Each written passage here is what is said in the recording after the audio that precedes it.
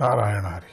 ఇంక ముందు ఇట్లా చెప్తున్నాడు, నీ సోదరులైన మరీచి మొదలైన 9 మంది ప్రజాపతులు దేవతల రూపంలో వ్యక్తమైన ఆ శ్రీహరిని యజ్ఞాలతో ఆరాధించారు. ఆ శ్రీహరి దేవతారూపంలో వ్యక్తమైనప్పటికీ ఆయన స్వరూపంలో వికారాలు ఉండవు గనుక ఆయన ఎప్పటికీ అవ్యక్తుడై నిత్యశుద్ధుడై తర్వాత ఆయా కాలాలలో మనువులు మహర్షులు పితృదేవతలు దేవతలు రాక్షసులు మానవులు జగన్నాథుడైన ఆ శ్రీహరిని క్రతువుల్లో ఆరాధించారు. నారాయణే భగవతి తదిదం విశ్వమాహితం.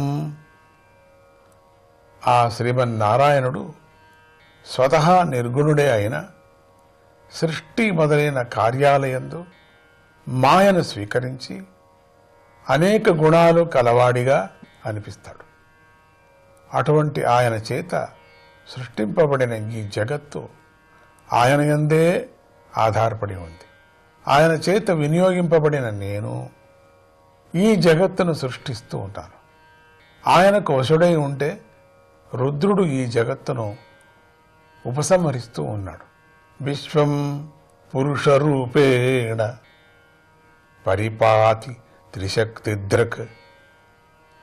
త్రిగుణాత్మిక అయిన మాయనే ఉపాధిగా చేసుకున్న ఆ పరమేశ్వరుడు విష్ణు రూపంలో ఈ జగత్తును రక్షిస్తూ ఉన్నాడు. ఓ కుమారా, నువ్వు అడిగిన ప్రశ్నలన్నిటికీ తగిన విధంగా సమాధానాన్ని చెప్పాను. ఈ జగత్తులో సృష్టింపబడే ప్రతిదీ కూడా ఆ భగవంతుడే అయి ఉన్నాడు. ఆయన కన్నా భిన్నమైనది మరొకటి లేదు అని తెలుసుకోవాలి. నాయనా, నా మాట ఎప్పటికీ అసత్యం కాదు. నా సంకల్పం ఏ విషయంలోనూ తప్పు కాదు. నా ఇంద్రియాలు ఎప్పటికీ చెడు మార్గంలో నడవవు. నేను భక్త్యావేశంతో కూడిన నా హృదయంతో శ్రీహరిని ధ్యానిస్తూ ఉన్నాను, ఎప్పటికీ ఉంటున్నాను అనేదే దీనికి కారణం. వేదమే నా స్వరూపము. నేను ఎల్లప్పుడూ తపస్సులోనే ఉంటాను. నేను ప్రజాపతులకు కూడా ప్రభువును. నాకు అందరూ నమస్కరిస్తారు. అంతటి నేను ఏకాగ్ర చిత్తంతో చాలా గొప్పగా యోగాన్ని అనుష్ఠానం చేసి కూడా ఎవరి నుండి నేను పుట్టానో ఆ పరమాత్మను తెలుసుకోలేకపోయాను. నతోస్మి అహం తచ్చరణం సమీయుషాం భవచ్చిదం స్వస్త్యయనం సుమంగళం. ఏ పాదాలు శరణన్న వారి సంసార వృక్షాన్ని తొలగించి మంగళాన్ని పుణ్యాన్ని కలిగిస్తాయో ఆ శ్రీహరి యొక్క పాదాలకు నేను నమస్కరిస్తున్నాను. ఆకాశానికి తన అంతం తెలియదు. అదేవిధంగా శ్రీహరికి కూడా తన యొక్క మాయా విస్తారం తెలియదు. ఆయనకే తెలియనప్పుడు ఇక ఇతరులేదా ఆయన మాయ యొక్క అంతాన్ని తెలుసుకుంటారయ్యా. నాహం నయూయం యదృతాం గతిం విదుః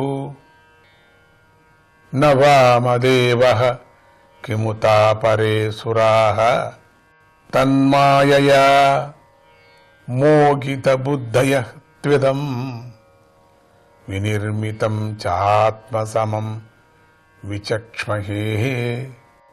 ఆ పరమాత్మ యొక్క యథార్థ స్వరూపాన్ని నేను గాని నువ్వు గాని సనకాది మహర్షులు గాని రుద్రుడు కాని తెలుసుకోలేకపోతున్నాడు.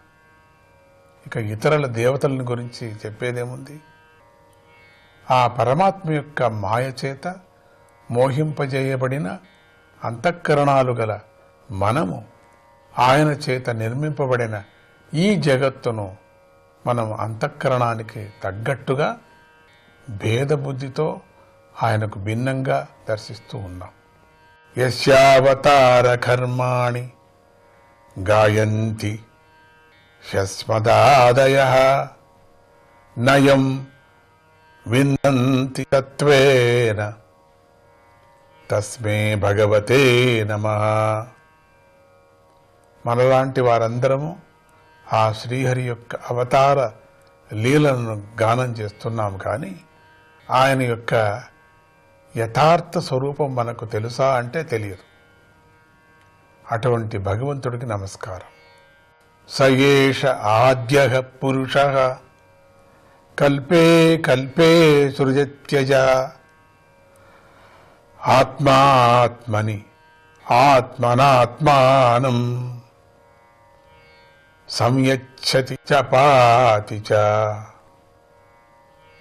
పుట్టకలేనివాడు, సర్వకారణకారుడు, ఆత్మస్వరూపుడు అయిన ఆ భగవంతుడు ప్రతి కల్పంలోనూ విరాట్ రూపాన్ని ధరించి ఉంటాడు.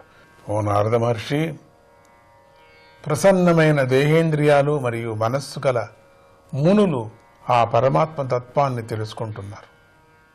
కానీ వేదానికి విరుద్ధ ఆయన తర్కాలతో వాదించాలనుకుంటే మాత్రము అది కనిపించుకోకుండా పోతుంది. హిరణ్యగర్భుడు ఆ పరబ్రహ్మ యొక్క మొదటి అవతారమై ఉన్నాడు. కాలము, మాయ, కార్యము, కారణము, మహత్తత్వము, అహంకారము, పంచభూతాలు, త్రిగుణాలు, ఇంద్రియాలు, విరాట్ దేహము, విరాట్ పురుషుడు, చరాచర ప్రాణిజాతి, త్రిమూర్తులు, దక్షుడు మొదలైన ప్రజాపతులు, నువ్వు, సనకాది ఋషులు, ఇంద్రుడు మొదలైన స్వర్గలోక రక్షకులు, గరుడు మొదలైనటువంటి పక్షిలోక రక్షకులు, రాజులు, పాతాళ లోకాధిపతులు అందరూ కూడా ఆ పరబ్రహ్మ యొక్క రూపాలే అయి ఉన్నారు. ఓం నమో నారాయణ.